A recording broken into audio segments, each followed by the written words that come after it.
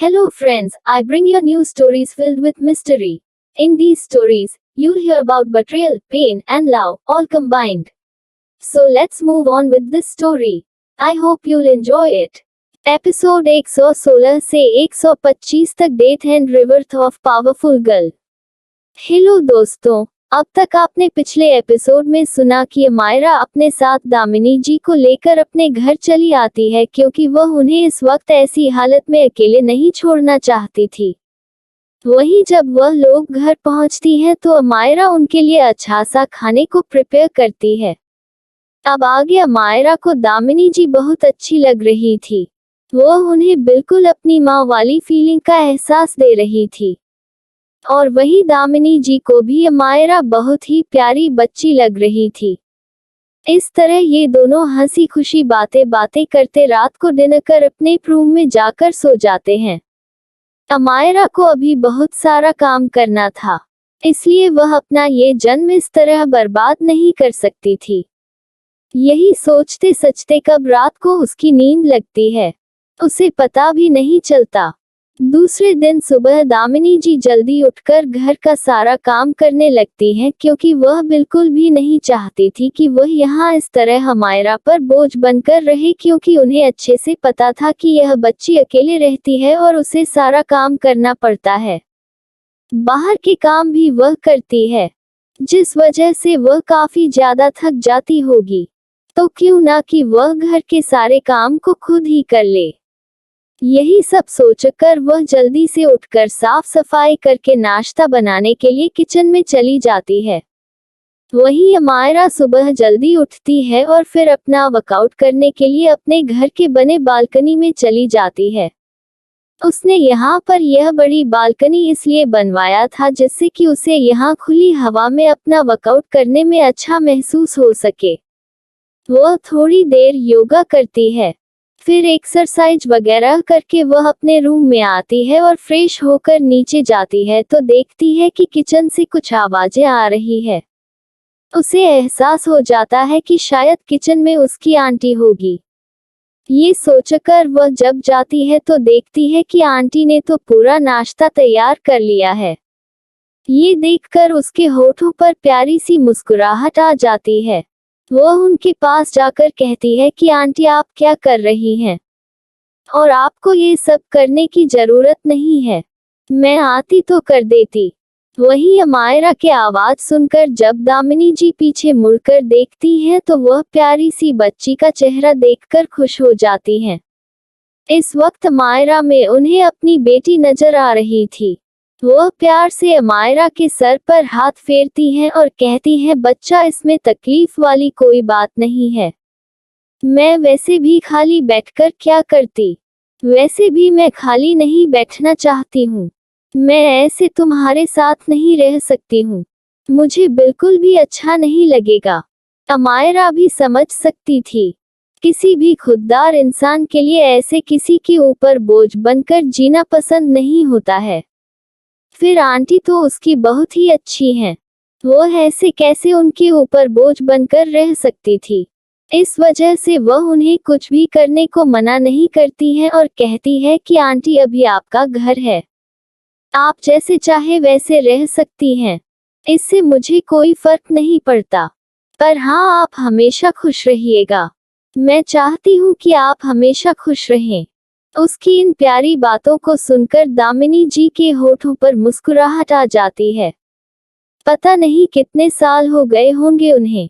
इस तरह दिल से मुस्कुराते हुए वह प्यार से अमायरा के सर पे हाथ फेराते हुए बोलती है, बच्चा तुम बहुत प्यारी हो, सच में वह माँ धन्य है जिसने तुम्हें जन्म दिया। उनकी बातों को सुनकर एक बार के लिए अमायरा का दिल दर्द से तड़प उठता है, क्योंकि उसने तो अपनी माँ को देखा ही नहीं है। क्या सच में उसकी माँ उसकी तरह होगी? क्या सच में वो अपनी माँ की तरह है? कैसी थी उसकी माँ? उसे तो उसके बारे में कुछ नहीं पता है। हालांकि अमायरा ने उनकी फोटो देख रखी थी, क्योंकि पिछले जन्म में मरते समय उसके दुश्मनों ने उसके माँ के बारे में उसे बताया था। इस वजह से उनके बचे सामान कहाँ रखे गए हैं, ये बात भी उन लोगों ने बोल दिया था और अमायरा ने उसी बात का फायदा इस जन्म में उठाया था। और उसने जैसे ही 2 महीने पहले जब वह यहाँ आई थी तभी उस रूम को ढूंढकर वहां से अपनी माँ के सामान को उठाकर अपनी दोस्त के पास रख दिया था, जिसे अभी उसने कल ही अपने विला में मंगवाया है। उसे तुरंत याद आता है कि उसकी माँ बिल्कुल देखने में उसकी तरह थी, पर थोड़ा थोड़ा वह शायद अपने पिता को पड़ गई है, लेकिन कहीं भी देखने से वह अपने इस पिता की तरह तो नहीं लगती है।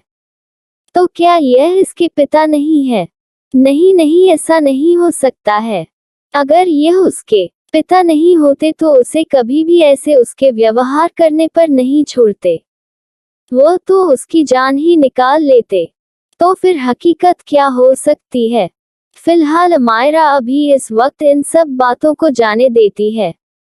वह प्यार से दामिनी जी के पीछे से गले लगते हुए बोलती है, आंटी आपने मेरे लिए क्या बनाया है? बहुत अच्छी खुशबू आ रही है। उन्हें उसके ऐसे छूने से दामिनी जी को अपनेपन का एहसास होता है। एक पल के लिए उन्हें लगता है जैसे उनकी बेटी ने उन्हें गले लगा लिया हो। ये सोचते ही उनकी आंखें नम होने लगती है। यह एहसास बहुत ही प्यारा था।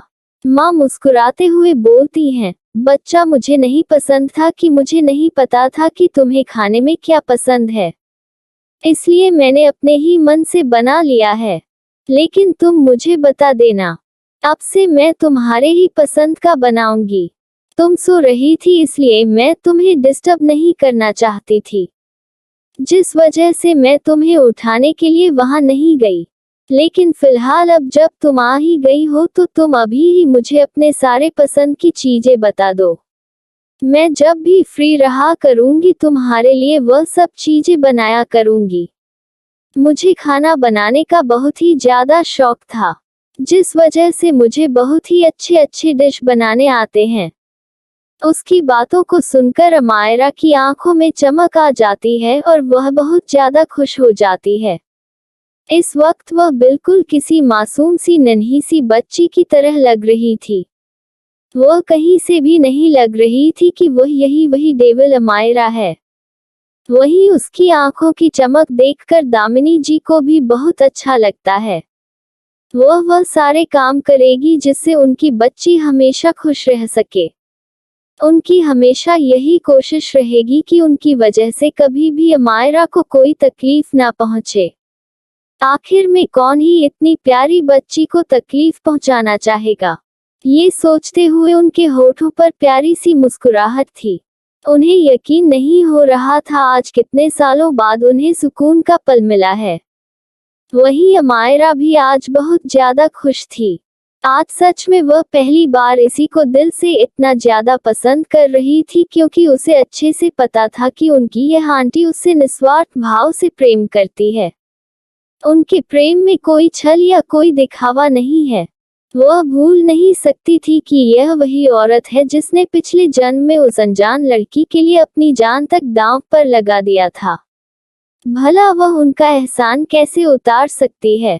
उनका किया गया एहसान बहुत बड़ा था, पर इस जन्म में उन्हें ये सब नहीं पता है। पर उसे तो पता है, वह उनका पूरा ध्यान वह रखेगी। वही अमायरा बोलती है कि आंटी आप जल्दी से नाश्ता लगाएं, मुझे कॉलेज जाने में देर हो रहा है। इस वक्त अमायरा फर्स्ट ईयर की छात्रा थी। उसने सोचा था कि आज वह कॉलेज से आने के बाद अपने बाकी के काम करेगी। फिलहाल अभी तो उसे कॉलेज के लिए निकलना पड़ेगा, क्योंकि कुछ असाइनमेंट थे जो उसने मनाने के लिए नहीं लिया था। पिछले कुछ दिनों में वह अपने काम में व्यस्त थी और वह उसे डिले नहीं कर सकती है। हालांकि यह सब काम उसके लिए बस चुटकियों का था, क्योंकि वह पिछले जन्म में काफी ज्यादा सक्सेस थी और बहुत ज्यादा पढ़ी लिखी भी थी। इसलिए ये सब तो उसे सिर्फ बच्चों का खेल लगता था, लेकिन फिर भी उसे सबको दिखाने के लिए ये सब तो करना ही पड़ेगा, वरना उसके ऊपर किसी को भी शक हो सकता था। और फिलहाल उसे ये लाइफ भी तो एंजॉय करनी है। वह ऐसे कैसे सब कुछ इग्नोर कर सकती है? वह जल्दी ही तैयार होने के लिए रूम में जाती है। फिलहाल वह पहले ही फ्रेश हो चुकी थी, सब कुछ कंप्लीट था, बस उसे अपना ड्रेस चेंज करना था। वह तुरंत ही ड्रेस चेंज करके अपना बैग लेकर आ जाती है। और फिर वह डाइनिंग टेबल पर जाकर बैठ जाती है और जल्दी जल्दी बोलना शुरू करती है। आंटी जल्दी आइए, जल्दी जल्दी कीजिए, मुझे बहुत जोरों से भूख लगी है। इस तरह बच्चा छोटे बच्चे की तरह आवाज लगाने से दामिनी जी के होठों पर मुस्कुराहट आ जाती है। इस वक्त वह खतरनाक अमायरा नहीं लग रही थी जिसे दामिनी जी ने उन गुंडों से लड़ते वक्त देखा था। इस वक्त वह बिल्कुल किसी 5 साल की तरह मासूम छोटी सी बच्ची लग रही थी जो अपनी माँ से किसी चीज के लिए जिद कर रही हो। वह जल्दी से सारे डिशों को लेकर टेबल पर लगाना शुरू कर देती हैं। फिर अमायरा की प्लेट निकालती हैं और उसके आगे कर देती है। वही अमायरा देखती है कि उन्होंने तो अपने लिए कुछ लिया ही नहीं, तो वह उनकी तरफ देखने लगती है और बोलती है, आंटी आप नहीं खाएंगी क्या? आप क्यों नहीं ले रही हैं? तो वह बोलती है कि बेटा तुम खा लो, तुम्हें दवाई हो रही है। तो अमायरा मुस्कुराते हुए बोलती है, नहीं आंटी पहले आप भी बैठिए, मुझे आपके साथ ही खाना है, अकेले खाने का तो सवाल ही नहीं उठता है। उसकी बातों को सुनकर दामिनी जी के होठों पर मुस्कुराहट आ जाती है। सच में उनकी बच्ची बहुत ही ज्यादा प्यारी है। वह मन ही मन सोचने लगती है कि सच में इनके माँ पिता बहुत ही ज्यादा धन्य है जिन्होंने इतनी प्यारी बच्ची को जन्म दिया है। एक ही दिन में उन्होंने किस तरह से मुझे अपना लिया। कोई भी अपनी संतान भी इस तरह से एक दिन में किसी को नहीं अपना सकता है। अगर वह आज इस तरह से अपने खुद के औलादों के घर भी जाती तो भी वह उन्हें इतनी जल्दी अपना नहीं सकते थे। लेकिन वही यह अनजान सी बच्ची उनकी इतनी ज्यादा फिक्र करती है, ये सब सोचते हुए उनका दिल भर जाता है। उनके दिल में आज बहुत ज्यादा खुशी महसूस हो रही थी। इतने सालों से वह जिसकी कैद में थी उन लोगों ने उसे इस तरह टॉर्चर किया था और ऐसी उनकी जिंदगी हो गई थी कि उन्होंने तो कभी उम्मीद ही नहीं किया था कि वह कभी अपनी उस नर्क भरी जिंदगी से बाहर निकल पाएंगी। लेकिन आज इस नन्ही सी बच्ची की वजह से आज उनकी जिंदगी सच में बदल चुकी है। वह भगवान को मन ही मन हजारों बार धन्यवाद अदा करती हैं और कहती हैं कि अगर आज उन्होंने इस नन्ही सी बच्ची को उनकी जिंदगी में ना लाया होता तो उनका क्या होता। डिसाइड करती हैं कि वह हमारा का बिल्कुल अपनी संतान की तरह ध्यान देंगी, उन्हें अपनी बच्चे की तरह प्यार करेगी। यही सब सोचते हुए वह अपना नाश्ता कर रही थी। वहीं अमायरा दूसरी ओर सोच रही थी कि उसे आज क्या क्या करना है। वह सारे प्लान अपने मन में बना रही थी। तभी वह देखती है कि उसकी आंटी प्यार से उसे देख रही हैं। तो वह मुस्कुराते हुए बोलती है कि क्या हुआ आंटी, आप मुझे ऐसे क्यों देख रही हैं? तो वह मुस्कुराते हुए बोलती है, मैं देख रही हूँ कि मेरी बच्ची कितनी ज्यादा प्यारी है, भगवान किसी की नजर न लगे उसे। इतना बोलकर वह अमायरा के आंखों से ही थोड़ा सा काजल निकालकर उसके कान के पीछे टीका लगा देती हैं। क्योंकि ऐसा वह इसलिए करती हैं क्योंकि अमायरा ने जिस रूम में उन्हें रहने के लिए दिया था वह एक गेस्ट रूम था और यहाँ भी अमायरा ने उनके लिए कोई भी ऐसी व्यवस्था नहीं की थी। वहीं अमायरा ने सोच लिया था कि आज वह पहले अपनी आंटी के लिए शॉपिंग करेगी जिससे उनके लिए ही उनकी जरूरत के सारे सामान ला सके। उन्हें भी बहुत से सामानों की जरूरत है। उनके कपड़ों से लेकर उनके मेकअप तक का सारा सामान लाने का आज उसने सोचा था। वहीं इन सब बातों से अनजान जहां दामिनी जी के पास तैयार होने के लिए भी कुछ नहीं था। वह अमायरा से कुछ नहीं बोलती। उनके लिए तो बस इतना ही था कि वह इस वक्त खुशी से अपनी जिंदगी जी रही हैं। अमायरा उनसे बोलती है कि आंटी आप मेरे रूम में जाकर नहा लीजिएगा और आज के लिए, सिर्फ आज के लिए बस मेरा कपड़ा पहन लीजिएगा, बाकी मैं शाम को आपके लिए सारी व्यवस्था कर दूंगी। यूं ही उसकी बातों को सुनकर वह जल्दी से बोलती है, अरे नहीं बेटा तुम मेरे लिए परेशान ना हो, मैं अपने लिए कुछ ना कुछ व्यवस्था कर लूंगी, तुम मेरे लिए बिल्कुल परेशान ना हो। वो नहीं चाहती थी कि अब ये छोटी सी बच्ची किसी भी तरीके से उनके पैसों से मदद करे।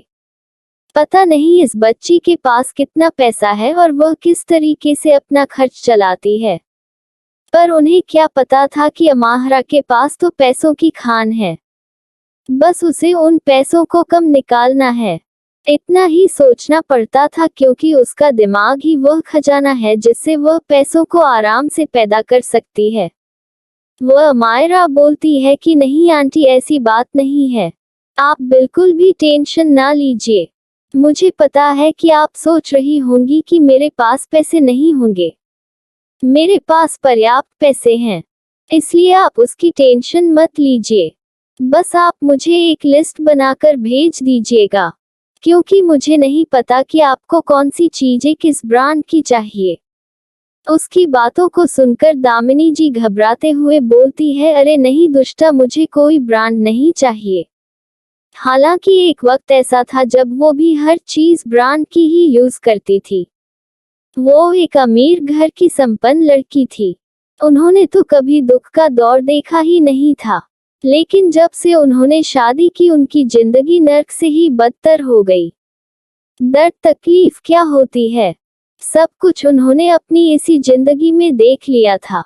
नर्क कैसा होता है तो भी उन्होंने अच्छे से महसूस कर लिया था। इसलिए अब वो बिल्कुल नहीं चाहती थी कि अमायरा उनकी वजह से किसी भी तरह की तकलीफ उठाए।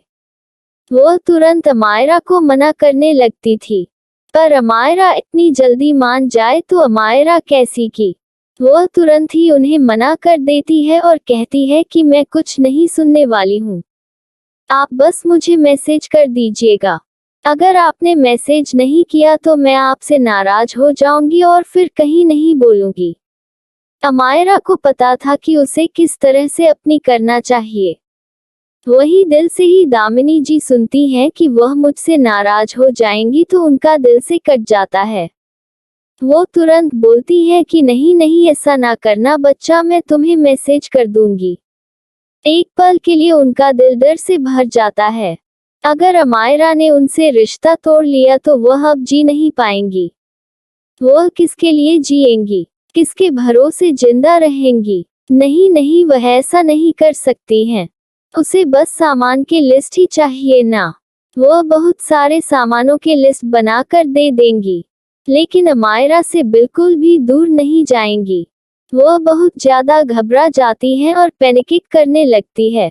अमायरा जब देखती है कि उसकी आंटी पैनिक कर रही है तो समझाते हुए बोलती है, अरे आंटी, मैं तो बस मजाक कर रही थी, आप इस तरह से घबराए मत। मैं तो बस आपके साथ मजाक कर रही थी, प्लीज आप शांत हो जाए। मैं आपको कभी नहीं छोड़ के जाऊंगी और ना ही आपको कभी जाने दूंगी। उसकी बातों को सुनकर अब जाकर दामिनी जी के दिल को सुकून मिलता है और वह उसे अपनी आंखों में आंसू लिए बोलती है कि बच्चा, तुम सच में मुझे छोड़कर नहीं जाओगी ना। तो अमराग्रह विश्वास दिलाते हुए बोलती है कि नहीं आंटी, मैं आपको कभी नहीं छोड़कर जाऊंगी।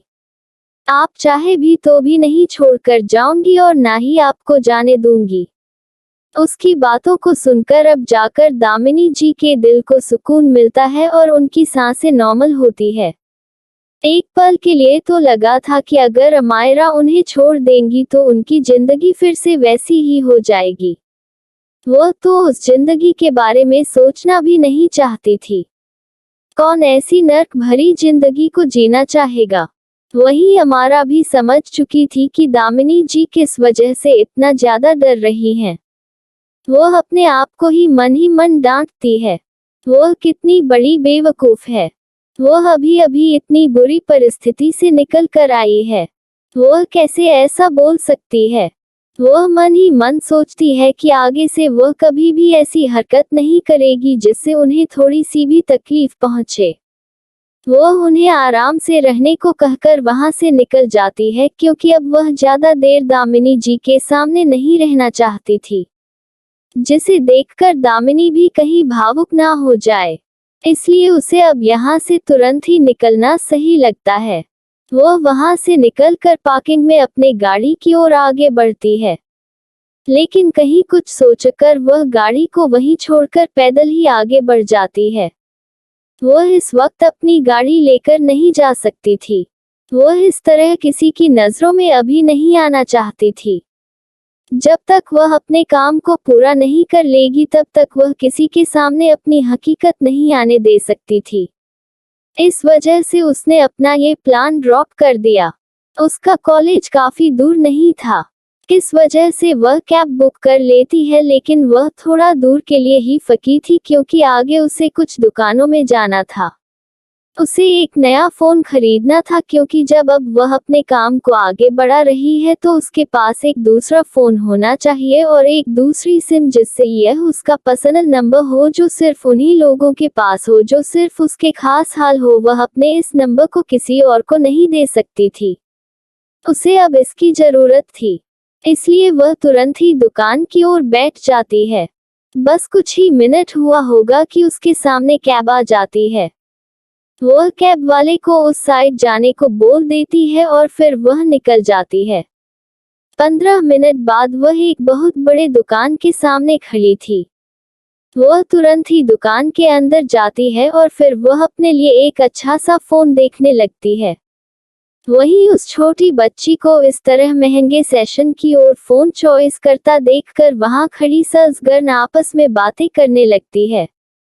क्या ये लड़की इतना महंगा फोन बाय कर पाएगी या फिर यह सिर्फ टाइम पास करने आई है?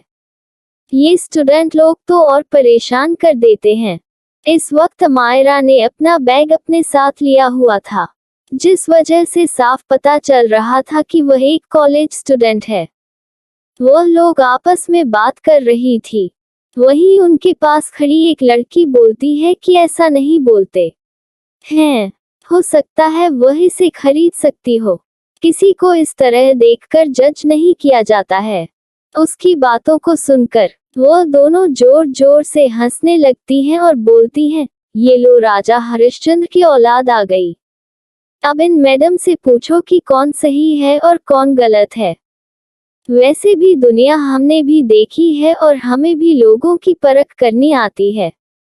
मैं दावे के साथ कह सकती हूँ कि यह बच्ची कुछ भी नहीं खरीदने वाली है, बस ये यहाँ टाइम पास करने आई है। वहीं उसकी बातों को सुनकर उस सर्ल्स गर्ल को बहुत ही ज्यादा गुस्सा आता है। वह सर्ल्स गर्ल बोलती है कि तुम लोग सबको अपने जैसा समझती हो, जरूरी नहीं है कि सब तुम्हारे जैसे हो। वहीं अमायरा के कान बहुत तेज थे। वह भले ही दूर खड़ी थी पर वह उनकी बातों को सुन सकती है। वहीं वह लोग उस पर बिगड़ते हुए बोलते हैं कि तुम अपने आप को क्या समझती हो, सब तुम्हारी तरह भी नहीं होते हैं। ये दुनिया बहुत ही तेज और चालाक है। लोग यहाँ कब किसे कैसे ठग ले पता भी नहीं चलता है, और हम बेचारे बेवकूफ से खड़े रह जाते हैं। अगर तुम्हारे जैसे हम भी हरिश्चंद्र की औलाद बन जाएंगे तो हमारा तो जीना ही मुश्किल हो जाएगा। वैसे तुम अपने इस सत्यवादिता से क्या हासिल करती हो? हर रोज एक नई नई परेशानी ही तुम्हारे सर पर पड़ी रहती है। कभी भी कोई ऐसा दिन नहीं होता है जब तुम परेशानियों से घिरी ना हो। कोई भी आता है और तुम्हें बेवकूफ बनाकर चला जाता है। तुम एक निहायत ही बेवकूफ किस्म की लड़की हो। वहीं उसकी बातों को सुनकर वह लड़की, जिसका नाम कनक था, उसकी आंखों में आंसू आ जाता है। वह बेवकूफ नहीं है, वह तो बस लोगों को अच्छे से ट्रीट करती है। वह सबको अपना मानती है। उसके लिए कोई दुश्मन नहीं है। सब एक ही भगवान की बनाई हुई संतान है। फिर इतना फर्क क्यों है? कनक देखने में बहुत ही ज्यादा मासूम और प्यारी थी। गोरा सा रंग और पतला फिगर कोई भी देखे तो एक बार देखता ही रह जाए। वह देखने में बहुत ज्यादा खूबसूरत थी। छोटी सी नाक और बड़ी बड़ी आंखें गुलाब की पंखुड़ियों से हंट। वाकई में वह बहुत ज्यादा प्यारी थी। उसकी उम्र लगभग 22 साल की होगी। वह बहुत ही ज्यादा सीधी थी। उसे दुनियादारी से कोई मतलब नहीं था। वह एक अमीर फैमिली की बेटी थी, पर अचानक से उसके माँ बाप का एक्सीडेंट हो जाता है। वह अपने माँ बाप की इकलौती बेटी थी और उसके परिवार वाले उसकी सारी जायदाद हड़प लेते हैं। वह इस दुनिया में सबके द्वारा ठगी जाती थी, फिर भी वह कभी भी भगवान से शिकायत नहीं करती थी। वह अपनी इस छोटी सी जिंदगी में किसी तरह से अपने गमों को भुलाकर अब आगे बढ़ने लगी थी। उसे किसी से कोई उम्मीद नहीं थी। वह दूसरों को दे देती थी पर कभी किसी के आगे वह हाथ नहीं फैलाती थी। वही वह दोनों लड़कियां कनक पर हंसने लगी थी और कहती हैं कि तुझ जैसी पागल लड़की का इस दुनिया में कोई स्थान नहीं है। तुझे तो दुनियादारी भी नहीं आती है। पता नहीं किस राजा साहब की बेटी है। ऐसे लगता है जैसे इस दुनिया की हो ही ना। उसकी बातों को सुनकर उसे याद आता है कि कैसे उसके मम्मी पापा उसे हमेशा पलकों पर बिठाकर रखते थे। हमेशा वह बाहरी दुनिया से उसे दूर रखते थे। लोगों की गंदी नजरें उनकी प्यारी परी पर ना पड़े इसलिए वह उसे बहुत ही संभाल कर रखते थे।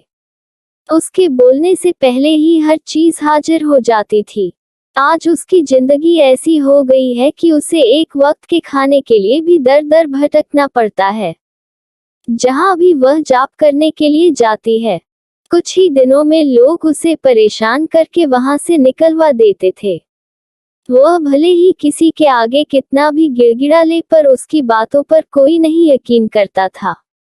सब यही सोचते थे कि मासूम सी भोली सी इस चेहरे के पीछे मक्कारी छुपी हुई है। पर कोई नहीं जानता था कि वह वाकई में सच बोल रही है। वह वाकई में उतनी ही मासूम है जितना कि वह बाहर से दिखाई पड़ रही है। लेकिन कहते हैं ना कि जैसे लोग होते हैं वैसे ही दूसरों को भी समझ लेते हैं। वही हाल उसके साथ भी हो रहा था। वही अमायरा ध्यान से उन लोगों की बात सुन रही थी। तभी कनक बोलती है कि ठीक है, तुम्हें जो कहना है कह लो, क्योंकि मुझे तो सुनने की आदत हो गई है। लेकिन इस तरह किसी भी आए ग्राहक का अपमान ना करो। ग्राहक हमारे लिए भगवान के समान होते हैं। वही उसकी बातों को सुनकर वह लोग जोर जोर से ठहाके मारकर हंसने लगती हैं और बोलती हैं कि ग्राहक भगवान नहीं होते हैं, वह हमारे सर का दर्द होते हैं। उन्हें कुछ लेना तो होता नहीं है, बस आकर हमारा सर दर्द करते हैं और फिर चले जाते हैं। उसकी बातों को सुनकर कनक को अच्छा नहीं लगता है। वह कैसे ऐसे किसी की इंसल्ट कर सकती थी। वह अब इनके मुंह नहीं लगना चाहती थी। इसलिए वह सोचती है कि वह खुद ही जाकर उस लड़की को अटेंड कर ले। वैसे भी वह प्यारी सी लड़की कनक को बहुत ज्यादा अच्छी लग रही थी। इसलिए वह खुद ही आगे बढ़कर अमायरा के पास चली जाती है। वही अमायरा जैसे ही उसे अपने पास आता देखती है तो वह ऐसे प्रेटेंड करती है कि जैसे उसने उसे देखा ही ना हो। तब कनक उसके पास पहुंचती है और बोलती है, मिस आपको क्या चाहिए? क्या मैं आपकी हेल्प कर दूं? उसकी बहुत ही मीठी सी आवाज को सुनकर अमायरा का दिल खुश हो जाता है। वह पीछे मुड़कर देखती है तो अब वह लड़की उसके पास आ गई थी। वाकई में वह लड़की बहुत ही प्यारी थी। अमायरा उसकी आंखों में झलकती सच्चाई को साफ साफ महसूस कर सकती थी, क्योंकि अमायरा को आंखें पढ़ने अच्छे से आता था। वही अमायरा उसे बोलती है कि हाँ, तुम मेरी हेल्प कर दो। मुझे एक अच्छा सा फोन चाहिए जिसके फंक्शन काफी ज्यादा स्पेशल हो। वही वह सुनती है कि उसे एक अच्छा सा फोन चाहिए तो वह थोड़ा सा संकोच करते हुए बोलती है, मैडम अगर आप उसकी रेंज मुझे बता देंगी तो मुझे ढूंढने में आसानी होगी। अमायरा समझ जाती है कि ऐसे बिना रेट किए वह किस तरह का फोन उसके लिए ढूंढे जो बहुत अच्छा भी हो और कम कीमत का भी हो। शायद ये लड़की यही सब सोच रही है। तो वह मुस्कुराते हुए बोलती है कि मिस कोई बात नहीं, आप चाहे जितनी रेंज कर ढूंढिए, मैं पैसे दे सकती हूँ। मैं पैसे देने में सक्षम हूँ। फिर भी कनक को समझ नहीं आता कि वह कितने पैसे देने में सक्षम है। तब अमायरा बोलती है कि अगर आप 2 लाख का भी फोन मेरे लिए ढूंढ देंगी तो भी मैं पैसे देने में सक्षम हूँ। वही उसकी बातों को सुनकर एक पल के लिए तो वह आश्चर्य से उसे देखने लगती है। देखकर तो कहीं से नहीं लग रहा था कि इस बच्ची के पास इतने पैसे होंगे। लेकिन तभी उसके होठों पर प्यारी सी मुस्कुराहट आ जाती है। वह समझ जाती है कि भले ही यह बच्ची देखने में सिंपल और सीधी है, लेकिन उसके पास से आ रहा एक मजबूत स्ट्रांग और उसे महसूस हो रहा था। वह जान जाती है कि जो कुछ दिख रहा है वह वैसा नहीं है जैसा उन्हें दिख रहा है। वह जरूर ही अमीर फैमिली से बिलोंग करती है, लेकिन वह आम इंसानों की तरह जिंदगी जीती है। ये सोचते ही उसके होठों पर प्यारी सी मुस्कुराहट आ जाती है और वह उसके साथ उसका फोन लेने में हेल्प करने लगती है। वह उसे तरह तरह के कई ब्रांड के फोन दिखाती है, जिसमें से एक अमायरा को पसंद आ जाता है, तो वह उस फोन को ले लेती है। फोन काफी महंगा था, इसलिए उसे अच्छी टिप भी मिलने वाली थी। वही वह लड़की भी बहुत ज्यादा खुश हो जाती है कि आज उसे पैसों की बहुत जरूरत थी, क्योंकि उसकी मकान मालकिन उसे आज धक्के मारकर बाहर निकालने वाली थी। लेकिन अमायरा के इस फोन को लेने की वजह से शायद आज उसके पास किराए के पैसे आ जाएंगे और अब उसे बेघर नहीं होना पड़ेगा। उसके होठों पर इस समय सच में बहुत ही प्यारी सी मुस्कुराहट थी। ये देखकर अमायरा को भी बहुत अच्छा लगता है। अमायरा उससे बोलती है कि तुम यहाँ कब से जॉब कर रही हो? तो वह बोलती है कि बस अभी 10-15 दिन पहले से। तब अमायरा उससे पूछती है, क्या तुम यहाँ नहीं हो? तो वह बोलती है कि नहीं, मैं यहाँ नई नहीं हूँ, पर मैं बहुत ही ज्यादा बदकिस्मत हूँ। मैं जहाँ भी जाती हूँ 2-3 महीने से ज्यादा नहीं टिक पाती हूँ। तो अमायरा उससे पूछती है कि ऐसा क्यों है? तो वह शर्म से अपना सर नीचे कर लेती है। वह क्या बताएं, हर जगह उसे उसकी बेवकूफ़ी की वजह से निकाल दिया जाता है या फिर उसके दरियादिली की वजह से। अगर वह कुछ भी कहेगी तो अमायरा को गलत ही लगेगा, इसलिए वह खामोश रहती है। फिलहाल अमायरा ने उन लड़कियों की सारी बातें सुन लिया था, इसलिए उसे अच्छे से पता था कि इसे क्यों निकाला जाता है। तब अमायरा मुस्कुराते हुए बोलती है कि क्या तुम मेरे साथ काम करना पसंद करोगी? वहीं उसकी बातों को सुनकर तनक को समझ नहीं आता कि वह क्या जवाब दे, या छोटी लड़की क्या काम करती होगी और क्या वह उसे उतने पैसे दे पाएगी जितने पैसों की उसे जरूरत है। यहाँ उसे 15 रुपए 1000 पर मंथ मिलता है, और क्या ये लड़की उसे 15 रुपए 1000 दे पाएगी? उसे समझ नहीं आ रहा था कि वह क्या जवाब दे। वैसे भी उसे अच्छे से पता था कि यह जॉब भी उसके पास ज्यादा दिन रहने वाली नहीं है, क्योंकि यहाँ के लोग भी उसे बहुत ज्यादा बुरी करते हैं। वहीं उसे इस तरह से शांत देखकर अमायरा को लगता है शायद वह यही सोच रही है कि मैं उसे पैसे नहीं दे पाऊंगी। तब वह बोलती है कि तुम टेंशन ना लो, मैं तुम्हें पर्याप्त पैसे दूंगी, तुम्हारी पेमेंट यहाँ से ज्यादा होगी। उसकी बातों को सुनकर उसे समझ नहीं आता, लेकिन वह बोलती है कि कोई बात नहीं, अगर यहाँ से कम भी होगी तो भी चलेगा, क्योंकि मुझे पता है कि मैं यहाँ भी ज्यादा दिन तक नहीं टिक पाऊंगी, और जब मुझे यहाँ से निकाल दिया जाएगा तो मैं जरूर आपके पास आऊंगी। उसकी बातों को सुनकर अमायरा मुस्कुराने लगती है और बोलती है कि वैसे तुम्हें कितनी पेमेंट चाहिए? यहाँ तुम्हें कितनी पेमेंट मिलती है? उसकी बातों को सुनकर वह उसे बताती है कि उसे यहाँ पर मंथ 15 रुपए 1000 मिलता है।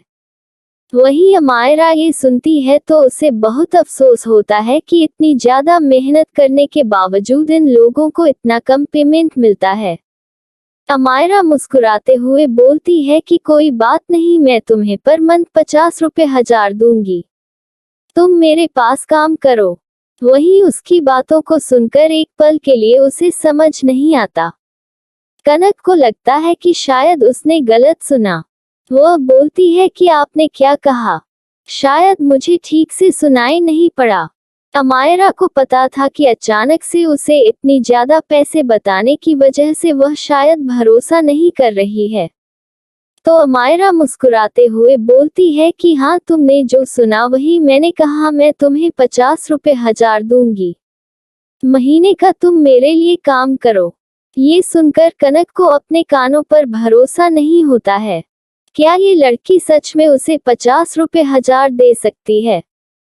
वह क्या काम करती है? उसकी खुशी का तो कोई ठिकाना नहीं रहता। अगर उसे 50 रुपए 1000 मिलेगा तो वह अपनी पढ़ाई भी आगे कंटिन्यू कर सकती है और आराम से अपनी जिंदगी को बिता सकती है। तभी वह खुश होते हुए बोलती है, क्या सच में आप मुझे इतनी पेमेंट दे सकती हैं? अमायरा मुस्कुराते हुए बोलती है कि हाँ, क्यों नहीं, मैं तुम्हें इतनी पेमेंट दे सकती हूँ। बस उसके बदले में तुम्हें पूरी लाइफ टाइम मेरे साथ लॉयल रहना पड़ेगा। वह मुस्कुराते हुए बोलती है कि यह कोई बड़ी बात नहीं है। मैं हमेशा आपके साथ लॉयल रहूंगी। पर आप काम क्या करती हैं? तो अमायरा बोलती है कि अभी मैं कुछ नहीं करती हूँ, पर जल्दी ही मैं अपनी कंपनी खोलने वाली हूँ। उसकी बातों को सुनकर जहां कनक के चेहरे पर बहुत ज्यादा खुशी थी, वहीं एक पल के लिए उसकी खुशी उदासी में बदल जाती है। मतलब ये हवा में फेंक रही है। यानी अभी इसने कंपनी भी नहीं खोली है और यह मुझे 50,000 देने की बातें कर रही हैं। कितनी सच होगी इनकी बातें। यही सब अब कनक के मन में चलने लगता है। उसे अपनी ही बेवकूफी पर हंसी आ रही थी। वह कैसे किसी के कहने पर खुश हो सकती है? वह कितनी ज्यादा बेवकूफ है। भला इस महंगाई की दुनिया में और इतने ज्यादा कंपटीशन में कौन कंपनी किसी को ऐसे शुरुआती में ही 50 रुपए 1000 की सैलरी दे सकता है? कौन कंपनी होगा जो अपने वर्करों को इतना ज्यादा पेमेंट देता होगा? यहाँ तो बड़ी बड़ी पोस्ट पर भी काम करने वाले लोगों को 50,000 नहीं मिलता है। यहाँ तो इस शॉप के सीनियर लोगों को भी इतने पेमेंट नहीं मिलते हैं। उनकी पेमेंट अभी 30 रुपए 1000 ही है और यह नन्ही बच्ची मुझे 50 रुपए 1000 देने की बात कर रही थी। यही सुनकर मुझे समझ जाना चाहिए था कि यह सही नहीं है। लेकिन उसे क्या पता, अमायरा जो बोल रही थी वह सच बोल रही थी। अमायरा उसकी आंखों में कंफ्यूजन देखकर समझ जाती है कि वह क्या सोच रही है। तो अमायरा मुस्कुराते हुए बोलती है कि मुझे पता है इस वक्त तुम क्या सोच रही हो। तुम यही सोच रही हो कि मैंने अभी कंपनी खोली नहीं और तुम्हें इतनी बड़ी पेमेंट देने की बातें कर दी। लेकिन मैं जो बोल रही हूँ वह सच बोल रही हूँ। आज से 15 दिन बाद मेरी कंपनी पूरी तरह से ओपन हो जाएगी। मैंने सारी तैयारी कर ली है। बस कुछ काम बाकी है जिसे पूरा करने के बाद सब कुछ सेटल हो जाएगा और फिर मैं अपनी कंपनी ओपन कर लूंगी। तब मुझे वर्कर की जरूरत पड़ेगी, वो भी ऐसे वर्करों की जो मेरे लिए लॉयल हो, जो ईमानदार हो। बस आप लोग मुझे अपना 100% दीजिए। उसके बदले में मैं आपको अच्छी पेमेंट दूंगी। आपको पेमेंट की कोई टेंशन नहीं लेनी है। बस बदले में मुझे अच्छा काम चाहिए। उसकी बातों को सुनकर कनक को पता नहीं क्यों उसके ऊपर विश्वास करने का दिल कर रहा था। वैसे भी इन धोखेबाजों की दुनिया में आज पहली बार उसका दिल किसी पर विश्वास करने को कहा था, वरना उसका दिल हमेशा ही लोगों से सतर्कता बनाए रखने को ही कहता था। पर आज इस लड़की पर उसे आंख बंद करके विश्वास करने का दिल कर रहा था। आगे चाहे जो भी हो, पर वह इस लड़की पर विश्वास करेगी। यही सोचकर वह मुस्कुराते हुए बोलती है, कोई बात नहीं, आप अपनी कंपनी जब शुरू करना तो मुझे बताना, मैं आपके साथ काम करके खुशी रहूंगी। भले ही आप मुझे कोई भी पेमेंट दे, इससे कोई फर्क नहीं पड़ता है। बस मेरे पास खाने और जीने के लिए पैसे होने चाहिए। उसके अलावा मुझे आगे कुछ नहीं चाहिए। उसकी बातों को सुनकर अमायरा के होठों पर प्यारी सी मुस्कुराहट आ जाती है। आखिर में उसे ऐसे ही लोगों की जरूरत है जो उसके लिए हमेशा लायक हो सके। अमायरा अपने बैग से एक कार्ड निकाल कर उसके हाथों में दे देती है और कहती है कि यह मेरा कार्ड है, तुम इसे रखो और जब भी तुम्हें जरूरत हो तो तुम इस नंबर पर कॉल कर लेना। और हाँ, तुम अपना कांटेक्ट नंबर मुझे दे दो। जब वक्त आ जाएगा तो मैं खुद ही तुम्हें कांटेक्ट कर लूंगी। उसकी बातों को सुनकर वह भी अपना नंबर अमायरा को दे देती है। अमायरा तुरंत ही अब पेमेंट करने के लिए बिलिंग काउंटर पर जाती है। वहां वह लड़की अमायरा को देखकर अपना मुंह बना रही थी। उन्हें बिल्कुल भी अंदाजा नहीं था कि अमायरा ने कुछ लिया है या क्या लिया है, कितने महंगा लिया है। फिर वह जाकर बिल काटने को कहती है। जैसे ही वह लड़कियां उसके हाथ में वह महंगा फोन देखती है तो उन्हें आश्चर्य होता है। क्या सच में इस लड़की ने इतना महंगा फोन लिया है? अब उन्हें अफसोस होने लगता है कि क्यों नहीं वह लोग इसे अटेंड करने के लिए गई। अगर वह लोग गई होती तो आज उन्हें कितना ज्यादा प्रॉफिट होता। वह गुस्से से कनक की ओर देखने लगती हैं। अब बेचारी कनक का इसमें क्या गलती था? वह तो इन्हीं लोगों ने उसे छोड़ा था, जिस वजह से वह गई थी, वरना वह कहाँ किसी को लेने जाती। वह तो इन लोगों से बहुत छोटी थी और अभी ही काम पर आई थी। अभी तो वह काम को सीख ही रही थी और जब ये लोग ऐसे ही किसी ग्राहक को छोड़ देते थे तब वह बेचारी जाकर उन्हें अटेंड करती थी और उसे भी कभी कुछ हाथ नहीं लगता था।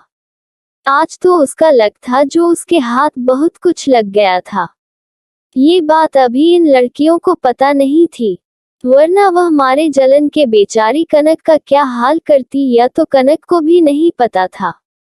वहीं अमायरा अपना बिल पे करती है और एक नज़र उन दोनों लड़कियों पर डालती है।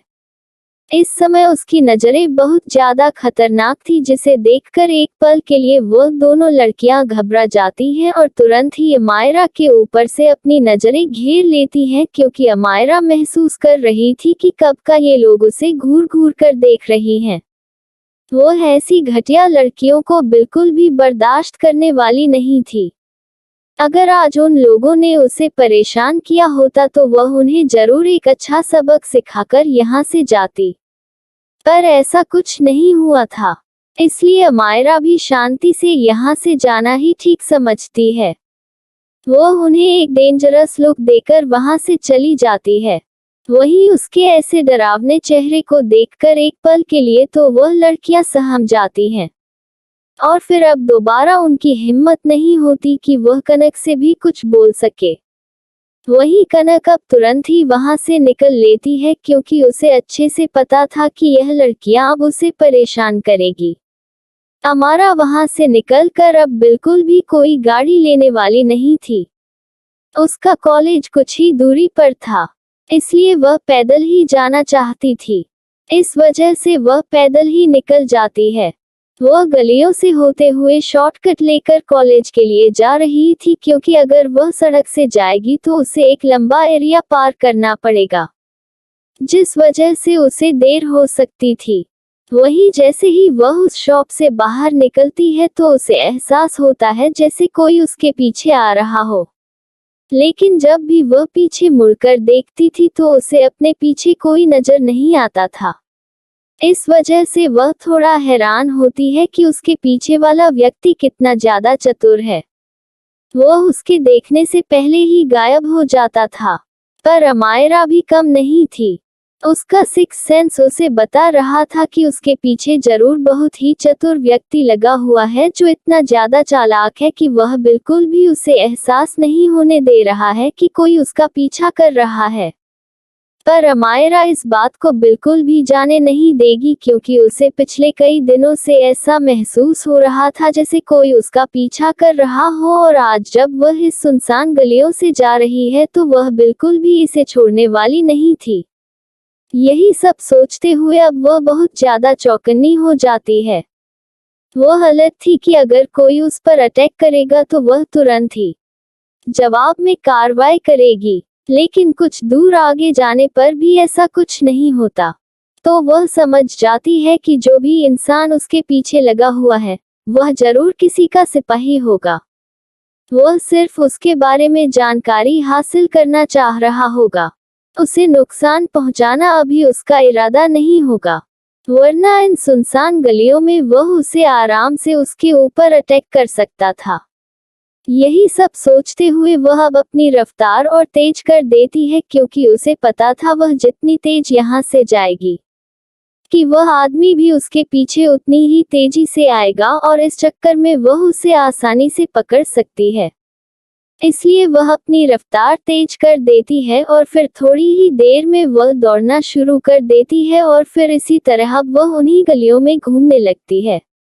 कहीं इस साइड तो कहीं उस साइड। वहीं वह व्यक्ति भी परेशान हो चुका था।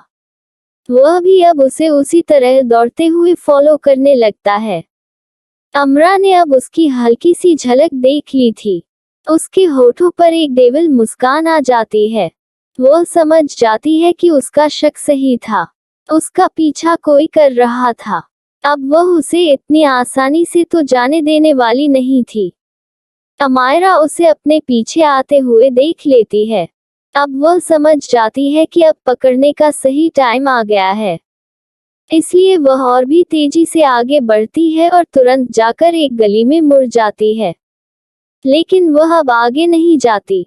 वह वही दीवार से चिपक कर छिप जाती है क्योंकि उसे पता था कि अब कुछ देर में वह यहाँ से आने वाला है। उसे पकड़ने का यही सही टाइम था। वहीं उसके पीछा करने वाले को बिल्कुल भी अंदाजा नहीं था कि यह लड़की उसके लिए कैसा ट्रिक खेल रही है।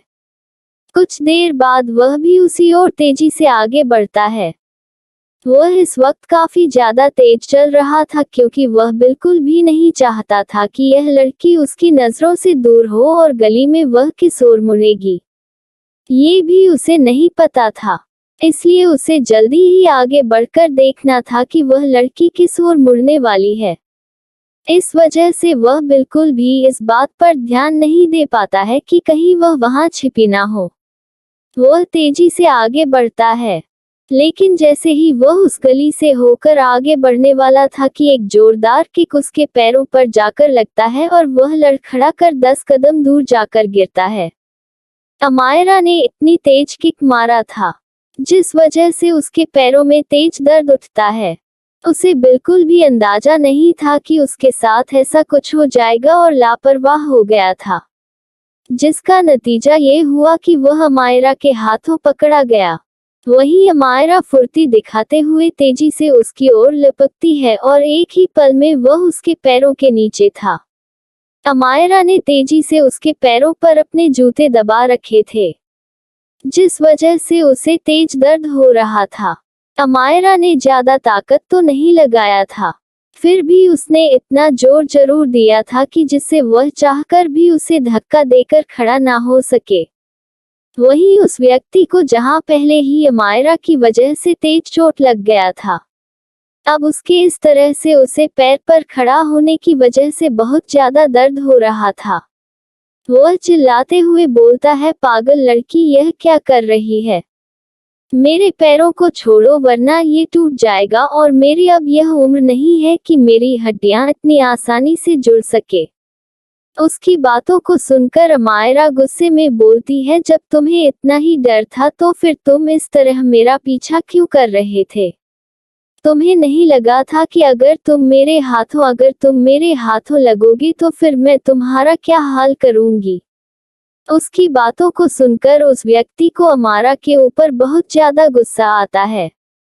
वह तो बस उसका पीछा कर रहा था, वह उसे कहाँ नुकसान पहुंचा रहा था, पर उसे कौन समझाए? ऐसे किसी का पीछा करना भी तो एक जुर्म ही है।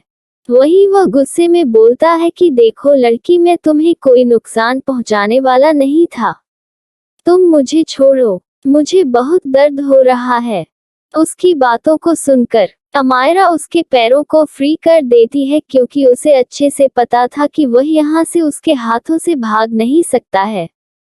अमायरा कोई कमजोर लड़की नहीं थी जिसके चंगुल से निकलकर वह यहाँ से आसानी से जा सकता हो। वही जैसे ही अमायरा उसके पैरों को छोड़ती है, वह करहाते हुए अपने पैर पकड़कर बैठ जाता है। वह अमायरा की ओर गुस्से से देखते हुए बोलता है, पागल लड़की, तुमने ये क्या किया? तुमने तो आज मेरी टांगे ही तोड़ दी। वही अमायरा उसकी ओर अपनी तीखी नजरों से देखती है, जैसे देखने से वह उसे अंदर से स्कैन कर रही हो। वही अमायरा की नजरों को देखकर वह आदमी थोड़ा हड़बड़ा जाता है। इस समय उसने अपना गेटअप चेंज कर लिया था, पर अमायरा साफ समझ सकती थी कि यह वही व्यक्ति है जो उस दिन उसकी गाड़ी के आगे आया था। वह व्यक्ति क्यों उसे इस तरह स्टॉक कर रहा है? उसका क्या कारण हो सकता है? आखिर में वह उसका पीछा इस तरह से क्यों कर रहा है? अमायरा को समझ नहीं आ रहा था कि यह पागल इंसान उसके पीछे इस तरह से क्यों लगा हुआ है। वह उसे नुकसान तो नहीं पहुंचाता है, लेकिन फिर भी वह लगातार इस तरह से उसका पीछा कर रहा है। अमायरा को इस बात का अच्छे से एहसास था कि वह जब भी घर से बाहर निकलती है तो यह उसका पीछा करता है। पर ऐसा क्यों करता है? आज अमायरा को ये बात जाननी थी। वह उसे बोलती है कि खड़े हो जाओ। उसकी बातों को सुनकर एक पल के लिए तो उस व्यक्ति को अजीब सा एहसास होता है। उसे ऐसे लगता है जैसे उसके सामने कोई और ही खड़ा हो। एक पल के लिए किसी का चेहरा उसकी आंखों के सामने से होकर गुजर जाता है। उसे ध्यान आता है कि इस लड़की का चेहरा कुछ कुछ उसके दोस्त से मिलता है। पर ऐसा कैसे हो सकता है? वह अपनी सोच को झटकता है और अमायरा के सामने खड़ा हो जाता है। वही अमायरा उसे बोलती है कि तुम इस तरह मेरा पीछा क्यों कर रहे हो? वही वह आदमी थोड़ा सा अपनी लड़खड़ाती जबान में बोलता है कि कौन तुम्हारा पीछा कर रहा है? माँ मैं तो अपने रास्ते से जा रहा था। उसकी बातों को सुनकर अमायरा अब बिल्कुल देर नहीं करती है। वह जोरदार से एक पंच उसके पेट पर मार देती है। वही उसका पंच इतना तेज था कि उस व्यक्ति को अपने पेट में तेज दर्द उठता है। वह जोर से कराहते हुए कहता है, लड़की तुम क्या कर रही हो? क्या तुम पागल हो गई हो? क्या तुम मेरी जान लेना चाहती हो? पर मैं तुम्हें बता दूं, मेरी जान लेकर तुम्हें कोई कुछ भी हासिल होने वाला नहीं है। तब अमायरा उसके हाथों को पकड़कर जोर से मरोड़ देती है, जिस वजह से वह दूसरी ओर घूम जाता है। फिर अमायरा उसे गुस्से में बोलती है कि अगर तुमसे मेरा कोई मतलब नहीं है तो तुम इस तरह लगातार मेरे पीछे क्यों आ रहे हो? उस दिन भी तुम मेरी गाड़ी के सामने आए और उस दिन भी तुम मेरा पीछा कर रहे थे, जब मैं वह स्टोन लेकर जा रही थी। इस तरह से तुम लगातार मेरे पीछे पड़े हो। इसलिए साफ साफ बताओ कि तुम इस तरह से मेरे पीछे क्यों पड़े हो और तुम्हारा इरादा क्या है? उसकी बातों को सुनकर उस आदमी को बहुत ज्यादा आश्चर्य होता है। क्या ये लड़की उसे ऑब्जर्व कर रही थी? तो फिर वह इतनी शांत क्यों थी? उसने उसे उसी दिन क्यों नहीं पकड़ा? बहुत सारे सवाल उसके मन में चलने लगते हैं, लेकिन तभी अमायरा की आवाज आती है कि ज्यादा कुछ सोचने की जरूरत नहीं है। मैं बस इतना जानना चाहता हूँ कि तुम मेरा पीछा क्यों कर रहे हो और तुम्हें मुझसे क्या चाहिए, और तुम मेरे सवालों का जवाब सही सही देना, वरना आज मैं तुम्हारी हाथ पैर यही तोड़ डालूंगी। और फिर तुम मुझसे बिल्कुल यह उम्मीद नहीं करना कि मैं तुम्हारे ऊपर किसी भी तरह से रहम दिखाऊंगी। उसकी बातों को सुनकर एक पल के लिए उस व्यक्ति को डर लगने लगता है। यह पागल व्यक्ति, यह पागल लड़की जब से उसे मिली है तब से ही मारे जा रही है। क्या भरोसा इस लड़की का जो बोल रही है वह सच कर देगी? तो उसका क्या होगा? वह घबराते हुए बोलता है, अरे नहीं नहीं, मेरा ऐसा कोई इरादा नहीं था। मैं तो बस ये जानना चाहता था कि तुम कौन हो। वही अमायरा उसे घूरकर देखती है और बोलती है, और भला तुम ये जानकर क्या करोगे कि मैं कौन हूँ, और तुम्हारे इस जानने के पीछे ऐसी कौन सी राज है जो तुम मुझे जानना चाहते हो कि मैं कौन हूँ, और मेरे बारे में जानकर तुम्हें क्या हासिल होने वाला है? उसकी बातों को सुनकर वह व्यक्ति उसे सफाई देते हुए बोलता है, अरे मेरा कोई गंदा इरादा नहीं है। उस दिन मैंने तुम्हें उन स्टोन को परखते हुए देखा था। इस वजह से मुझे अंदाजा लग गया था कि तुम कोई आम लड़की नहीं हो। तुम एक्स्ट्रा ऑर्डिनरी लड़की हो, जिस वजह से बस मैं तुम्हारे बारे में जानना चाहता था, और कोई बात नहीं है। उसकी बातों को सुनकर अमायरा अपनी आंखें छोटी करते हुए कहती है, क्या तुम उस वक्त वहां मौजूद थे? क्योंकि उस वक्त अमायरा ने इस व्यक्ति को वहां नहीं देखा था, क्योंकि वह एक कोने में बैठा था जहां थोड़ा अंधेरा था, जिस वजह से अमायरा ने वहां ध्यान नहीं दिया था, और पहली बार जाने की वजह से वहां सारे चेहरे उसके लिए अनजान थे। इस वजह से और अमायरा ने ध्यान नहीं दिया था। लेकिन अब कभी ये व्यक्ति उसे दोबारा किसी जगह पे मिल जाए तो वह जरूर इस बात पर ध्यान दे सकती थी। वहीं अमारा की बात को सुनकर वह व्यक्ति बोलता है कि अरे बस मेरे दिल में उत्सुकता थी। मैं जानना चाहता था कि आखिर में कौन ऐसा शख्स है जो पत्थरों के आर पार भी झांक कर देख सकता है। जाहिर सी बात है, मुझे ऐसा लगता है जैसे तुम उन पत्थरों के आर पार झांक कर देख सकती हो, क्योंकि जिस तरह से तुमने उन स्टोन का सिलेक्शन किया है, बिल्कुल उसी तरह से मैं भी कभी उन स्टोन का सिलेक्शन किया करता था और मैं पहली ही नज़र में देखकर बता सकता था कि उन स्टोन के अंदर बड़े डायमंड छिपे हुए हैं। तब अमरा उसके ऊपर डाउट करते हुए कहती है, अच्छा जब तुम इतना ही जानते थे तो फिर तुमने उस स्टोन को खरीदा क्यों नहीं? तो वह हल्का मुस्कुराते हुए बोलता है कि हाँ, मैं परख सकता हूँ पर मैं उन्हें खरीद नहीं सकता हूँ, क्योंकि अगर मैंने उसे खरीदा तो मेरी हकीकत सबके सामने आ जाएगी। बहुत से लोग मुझे पागलों की तरह ढूंढ रहे हैं। उसकी बातों को सुनकर अमायरा को समझ नहीं आता कि वह क्या बोले। आखिर में लोग इसे क्यों पागलों की तरह ढूंढ रहे हैं? अब अमायरा को उसके बारे में जानने की उत्सुकता होने लगती है।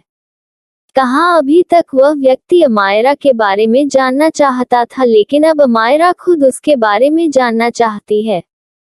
तो वह बोलती है कि तुम अपना मास्क उतारो, मैं तुम्हें देखना चाहती हूँ। वही वह व्यक्ति उसकी बातों को सुनकर आश्चर्य से उसकी ओर देखने लगता है और थोड़ा सा कुचाते हुए अपने चेहरे को छिपाते हुए बोलता है कि मैंने कौन सा मास्क लगाया है? मैंने कोई मास्क नहीं लगाया है, या मेरा रियल चेहरा है। तभी अमायरा मुस्कुराते हुए बोलती है, वह तो क्या तुम मुझे बेवकूफ समझते हो? मैं साफ देख सकती हूँ कि उस दिन भी तुमने अपने चेहरे पर मास्क लगा रखा था और आज भी तुम्हारे चेहरे पर एक दूसरा ही नकाब है। तुम इसे बेवकूफ बनाने चले हो। मैं साफ साफ पहचान सकती हूँ कि उस दिन भी तुम अपने रियल फेस में नहीं थे और आज भी यह चेहरा जो सामने दिख रहा है वह तुम्हारा अपना चेहरा नहीं है। वरना अगर तुम्हारा अपना चेहरा होता तो तुम्हें इस तरह मास्क लगाने की आवश्यकता नहीं पड़ती। और जब तुमने खुद ही कहा है कि तुम्हारे पीछे बहुत से लोग पड़े हुए हैं, तो जहां तक मेरा अंदाजा है तुम इस तरह ओपन में अपने उस रियल आइडेंटिटी के साथ तो नहीं घूम सकते हो। तो जाहिर सी बात है कि इस वक्त तुम्हारे चेहरे पर जो नकाब लगा हुआ है वह तुम्हारा रियल फेस नहीं है। इसलिए तुम मुझे अपना चेहरा दिखाओ। वही वह उसे साफ साफ मना करते हुए कहता है, नहीं, मैं तुम्हें अपना चेहरा नहीं दिखा सकता हूँ। तब मायरा बोलती है कि क्यों, तुम मेरे बारे में सब कुछ जानना चाहते थे, और जब अब मैं तुम्हारे बारे में जानना चाहती हूँ तो तुम मुझे अपना चेहरा नहीं दिखा रहे हो। वैसे मैं तुम्हें बता दूं, मुझसे तुम्हें कोई नुकसान पहुँचने वाला नहीं है, क्योंकि मैं तुम्हें बिल्कुल नहीं जानती हूँ। और अगर जानती होती और तुम मेरे कोई राइवल होते तो अब तक तुम मेरे सामने जिंदा ना खड़े होते। इसलिए तुम निश्चिंत हो जाओ। अमायरा की बातों से उस व्यक्ति को बहुत ज्यादा डर लग रहा था। वैसे भी इस लड़की के आसपास से एक खतरनाक औरत निकल रहा था। इस वक्त अमरा सच में बहुत ज्यादा गंभीर थी। वह आखिर में इसके बारे में ये सब कुछ सच सच जानना चाहती थी, कि वह बिल्कुल भी ऐसे किसी व्यक्ति को नहीं छोड़ सकती थी जो कल उसके लिए उसके जान के दुश्मन बन जाए। एक बार उसने ये गलती किया है और उसके अपनों से ही उसने धोखा पाया है। इस बार वह ऐसी कोई गलती नहीं करने वाली थी। आज चाहे जो भी करना पड़े, पर वह इस व्यक्ति का रियल चेहरा तो देखकर ही मानेगी। वह उसे इस तरह से नहीं जाने देगी। वही वह व्यक्ति जो और कोई नहीं गर्भित था। वह थोड़ा डरते हुए बोलता है कि नहीं नहीं, मैं तुम्हें अपना असली चेहरा नहीं दिखा सकता हूँ। पता नहीं तुम कौन हो और फिर तुम मेरे साथ क्या करो। उसकी बातों को सुनकर अमायरा जोर जोर से हंसने लगती है और कहती है, तुम इतने बड़े होकर एक बच्ची से डरते हो? क्या ये तुम्हें शोभा देता है? उसकी बातों को सुनकर वह मुंह बनाते हुए कहता है कि उसके सामने कोई बच्ची नहीं खड़ी है। वह साफ साफ महसूस कर सकता है कि तुम एक खतरनाक लड़की हो। उसकी बातों को सुनकर अमायरा के होठों की मुस्कुराहट और बड़ी हो जाती है। इस वक्त ऐसा लग रहा था जैसे कोई साधारण सी लड़की ना होकर कोई डेविल उसके सामने कई गहरे रहस्य को अपने अंदर भरे हुए मुस्कुरा रही है। वो उसकी ऐसी मुस्कुराहट देखकर एक पल के लिए उस व्यक्ति को भी अमायरा से डर लगने लगता है। गर्वित उसे बोलता है कि देखो लड़की, मेरे साथ कुछ गलत करने की मत सोचो। मैं बहुत सीधा साधा इंसान हूँ। वही मारा बोलती है कि हाँ, वह तो दिख रहा है कि तुम कितने सीधे साधे इंसान हो। उसके ताने को सुनकर गर्भित स्पीचलेस हो जाता है, पर वह इस लड़की को अपना चेहरा नहीं दिखा सकता है। इसलिए वह सोचता है कि अब उसे मौका देखकर यहाँ से भाग जाना चाहिए। पर उसे नहीं पता था, उसके सामने कोई आम लड़की नहीं खड़ी है। वह उसे इतनी आसानी से नहीं जाने देगी। गर्भित तुरंत ही वहां से अमायरा को चकमा देकर भागने की कोशिश करता है। वह जैसे ही 2 कदम आगे जाता है, अमायरा तुरंत से एक ही छलांग में उसे बहुत ही तेजी के साथ पकड़ लेती है और बोलती है कि भूलकर भी नहीं। तुम ऐसी गलती नहीं कर सकते हो। तो तुम मेरे हाथों से इतनी आसानी से बचकर नहीं निकल सकते हो, क्योंकि तुमने ही तो अभी अभी कहा है कि मैं कोई आम लड़की नहीं हूँ। तो तुम्हें एहसास होना चाहिए कि मैं आम लड़की नहीं हूँ, तो मैं तुम्हें इतनी आसानी से जाने नहीं दूंगी।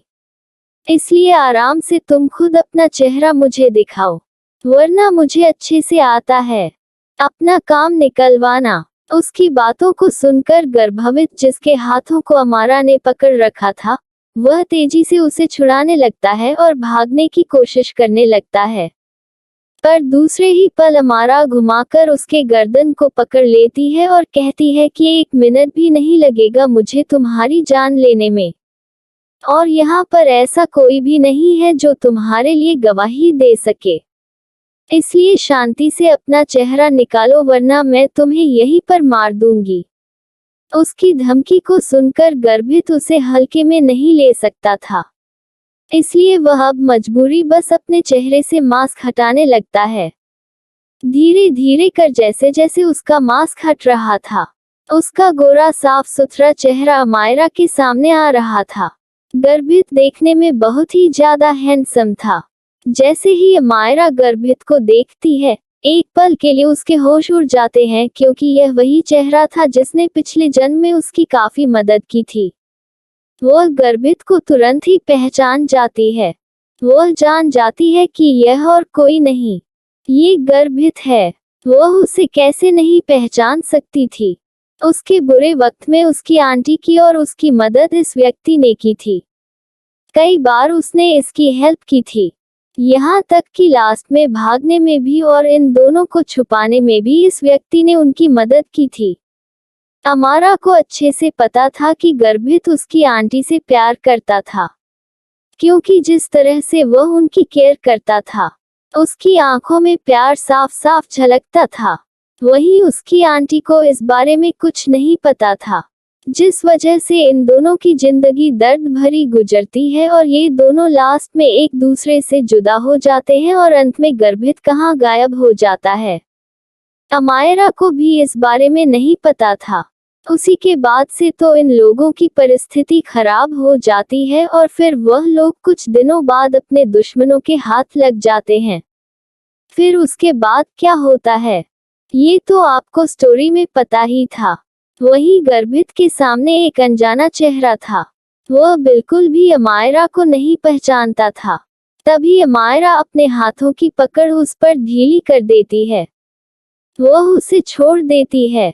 वही गर्भित आश्चर्य से अमायरा को देखने लगता है। इस समय अमायरा के चेहरे को देखकर बिल्कुल ऐसा नहीं लग रहा था कि अभी कुछ देर पहले जो लड़की उसके सामने थी या वही थी। इस समय अमायरा का चेहरा बहुत ही शांत था। वह बोलती है कि आप कहाँ जा रहे थे और इस वक्त कहाँ रहते हैं। तो वह बोलता है कि मैं तुम्हें ये सब क्यों बताऊं। वह अमायरा बोलती है कि देखिए अंकल, आप मुझसे डरिए मत। शायद आपको नहीं पता है, पर मैं आपको अच्छे से जानती हूँ। अमायरा को ये भी पता था कि यह शख्स कौन है और इसके साथ क्या घटा था, क्योंकि जिस वक्त अमायरा और उसकी आंटी इसके साथ थी उस वक्त में इसने उन लोगों को अपनी जिंदगी के बारे में बहुत कुछ बताया था, जिससे अमायरा जान जाती है कि इसे डायमंड की परख करना बहुत अच्छे से आता है। अमायरा को ऐसे लोगों की ही तो जरूरत थी और वैसे भी इन्होंने उसकी बहुत मदद की थी। अब उसकी बारी है। वह उससे बोलती है कि देखिए, आपको मुझसे डरने की जरूरत नहीं है। आप मुझे नहीं जानते पर मैं आपको अच्छे से जानती हूँ और आगे आपको पता भी चल जाएगा कि मैं आपको कैसे जानती हूँ। इसलिए आप बताएं कि आप इस वक्त कहाँ रह रहे हैं। तो वह थोड़ा सा संकोच करते हुए बोलता है कि इस वक्त मैं छिप छिप कर अपना गुजारा कर रहा हूँ, क्योंकि मेरे पीछे बहुत से लोग लगे हैं। कब कौन मुझे पकड़ ले जाए और अपनी कैद में रख दे, मुझे भी कुछ नहीं पता है। इसलिए मैं हमेशा अपना ठिकाना बदलता रहता हूँ। यह मेरी मजबूरी है। मेरे पास कोई इनकम का जरिया नहीं है। इस वजह से बहुत मुश्किल से मैं अपना गुजर बसर कर पाता हूँ। मैं खुलकर किसी के सामने भी नहीं आ सकता हूँ, जिस वजह से मैं कोई पैसे कमाने का जरिया ढूंढ सकूं। उसकी बातों को सुनकर अमायरा को बहुत दुख होता है। उसके अंकल इस समय सच में बहुत ही कठिन परिस्थिति में हैं, जहां उन्हें खाने की भी प्रॉब्लम हो रही है। अमायरा तुरंत उनसे बोलती है कि कोई बात नहीं अंकल, आज के बाद से आपको कोई दिक्कत नहीं होने वाली है, आप हमारे साथ रहिएगा। उसकी बातों को सुनकर एक पल के लिए गर्भित की आंखों में चमक आ जाती है, क्योंकि उसे अच्छे से पता था। उसने कल ही देखा था कि अमायरा के साथ उसकी लव, उसका पहला प्यार, उसकी जिंदगी थी। वह यह मौका नहीं छोड़ सकता था, पर वह इस तरह अमायरा की जिंदगी को खतरे में नहीं डाल सकता था, क्योंकि अगर अमायरा की जिंदगी खतरे में पड़ी तो उसके प्यार पर भी आन जाएगा। उसे नहीं पता था कि अमायरा का उसके साथ क्या रिश्ता है, पर वह ऐसे अनजान भी तो बनकर नहीं रह सकता है। वह तुरंत अमायरा को मना करता है और बोलता है, नहीं छोटी बच्ची, मैं तुम्हारे ऊपर कोई परेशानी नहीं आने दे सकता हूँ। मुझे रखने का मतलब है तुम बहुत बड़ी प्रॉब्लम में फंस जाओगी। अमायरा उन्हें तसल्ली देते हुए बोलती है कि नहीं, ऐसा कुछ भी नहीं होगा। मैं आपको बहुत ज्यादा छिपा कर रखूंगी, जिस वजह से कोई भी आप तक नहीं पहुंच पाएगा। आप बिल्कुल निश्चिंत हो जाए। लेकिन वह व्यक्ति बिल्कुल भी अमायरा की बात मानने को तैयार नहीं था। वह अपनी वजह से इस नन्ही सी लड़की की जान जोखिम में नहीं डाल सकता है, क्योंकि वह लोग इतने ज्यादा खतरनाक हैं कि वह उसे हासिल करने के लिए एक पल के लिए भी अमायरा को मारने से पीछे नहीं हटेंगे।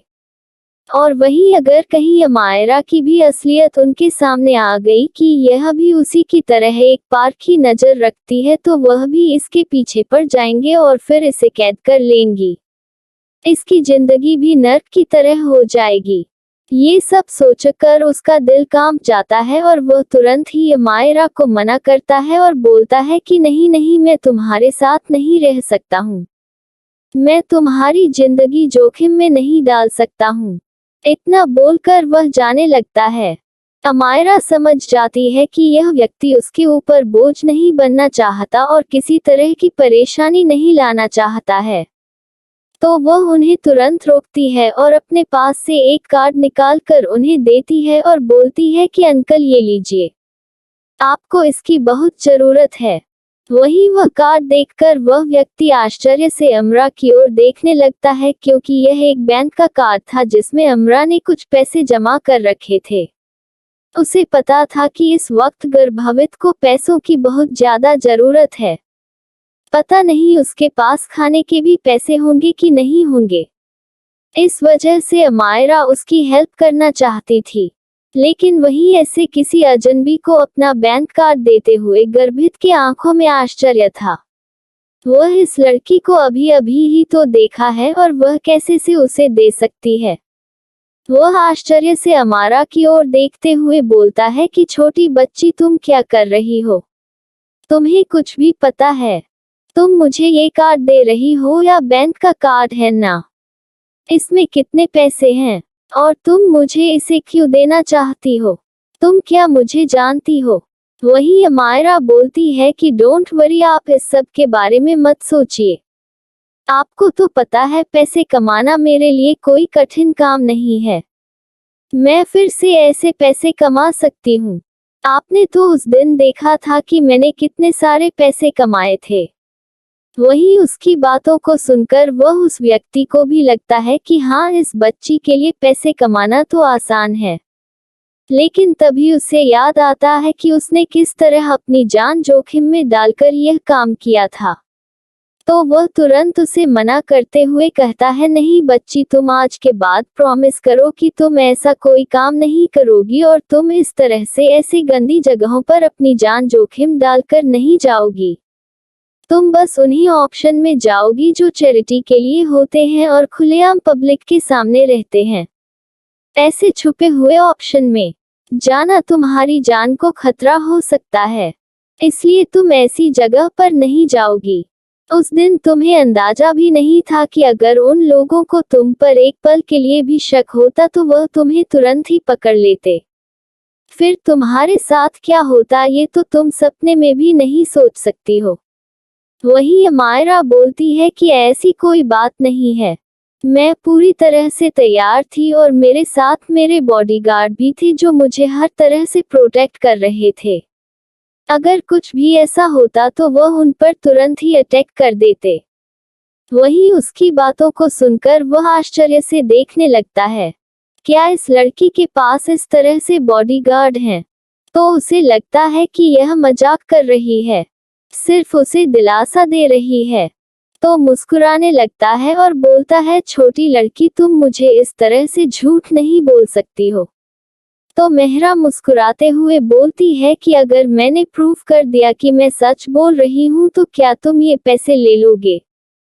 तो वह हंसते हुए बोलता है कि ठीक है, अगर तुम ये प्रूफ कर दो कि तुम मुझसे सच बोल रही हो और तुम एक अमीर व्यक्ति हो तो मैं जरूर तुमसे ये पैसे ले लूंगा, तब मुझे तुमसे ये पैसे लेने में कोई ऐतराज नहीं होगा। उसकी बातों को सुनकर अमायरा तुरंत ही अपने हाथ में पहने घड़ी का बटन दबाती है, जिससे बस पलक झपकते ही बहुत सारे गार्ड वहां आकर खड़े हो जाते हैं। ये देखकर तो गर्भित की आंखें फटी की फटी रह जाती है। वह गार्ड देखने में इतने लंबे चौड़े थे, जिससे देखकर साफ अंदाजा लगाया जा सकता था कि वह इंडियन नहीं थे। वहीं उनके चेहरे पर इस वक्त मास्क लगा हुआ था, जिस वजह से वह उनका चेहरा तो नहीं पहचान सकता था, लेकिन इतना जरूर देख सकता था। कुछ हद से ज्यादा काले थे तो कुछ हद से ज्यादा गोरे थे। वह साफ समझ सकता था कि यह सारे विदेशी हैं। उसे तो अपनी आंखों पर यकीन नहीं हो रहा था कि सामने दिखने वाली यह नॉर्मल सी लड़की कितने हाई लेवल के गार्डों का टीम रखती होगी। अब उसे यकीन हो चुका था कि उसके सामने खड़ी ये लड़की, जिसे देखकर उसे एहसास हो रहा था कि यह कोई आम लड़की नहीं है, तो सच में यह कोई आम लड़की नहीं है। जरूर इसके पीछे कोई रहस्य है और वह इस तरह छिपकर रह रही है क्योंकि इतने दिनों से उसने ऑब्जर्व किया था कि अमायरा अकेले ही रहती थी, अकेले ही आती जाती थी और कई बार तो वह पैदल ही सफर करती थी, जिस वजह से उसे बिल्कुल भी अंदाजा नहीं हुआ था कि वह इतनी अमीर होगी और उसके कुछ हिडन गार्ड उसके सिक्योरिटी के देखरेख करते होंगे। लेकिन अब सारा सच उसके सामने था। वह मुस्कुराते हुए बोलता है, छोटी बच्ची, सच में तुम बहुत कमाल हो। वही अमायरा दूसरे ही पल उन लोगों को वहां से जाने का इशारा करती है। वह गार्ड तुरंत ही वहां से चले जाते हैं। तब अमायरा बोलती है, देखो मुझे बहुत ज्यादा देर हो रही है, ये कार्ड रखो तुम। इसमें इतने पैसे हैं कि तुम पर्याप्त रूप से अपना खाना पीना और अपना किराया दे सकते हो, और इससे कुछ अच्छे कपड़े भी ले लेना। और तुम्हें अगर पैसों की जरूरत पड़े तो वह एक दूसरा कार्ड निकालती है और कहती है, यह मेरा कांटेक्ट नंबर है, जब भी तुम्हें कोई भी जरूरत पड़े तुम मुझसे कांटेक्ट कर लेना। और हाँ, तुम मुझे अपना कांटेक्ट नंबर दे दो, जब मुझे जरूरत पड़ेगी तो मैं तुमसे कांटेक्ट कर लूंगी। उसकी बातों को सुनकर वह बोलता है कि मेरे पास कोई फोन नहीं है, इसलिए तुम टेंशन ना लो, मैं खुद ही तुमसे मिल लूंगा। वैसे भी मैं कहाँ जाऊंगा, तुम्हारे आसपास ही रहूंगा। उसकी बातों को सुनकर अमायरा को समझ आ जाता है कि यह व्यक्ति उसका पीछा करना नहीं छोड़ेगा। उसके होठों पर एक प्यारी सी मुस्कुराहट हो जाती है, आ जाती है तो वह बोलती है कि ओके ठीक है, तुम अपना काम करो। तो इतना बोलकर वह वहां से तुरंत ही निकल जाती है क्योंकि उसे कॉलेज जाने में बहुत लेट हो रहा था। पर उसे बिल्कुल भी अंदाजा नहीं था कि इतने सारे परेशानियों के बाद अब एक नई परेशानी कॉलेज में उसका इंतजार कर रही है। आगे कॉलेज में क्या होने वाला है और उसे किन परेशानियों का सामना करने वाला है, कौन सी आफत अब अमायरा के गले लगने वाली है, जानने के लिए दोस्तों नेक्स्ट एपिसोड सुनना बिल्कुल ना भूलें। मिलते हैं आपसे अपने नेक्स्ट एपिसोड में।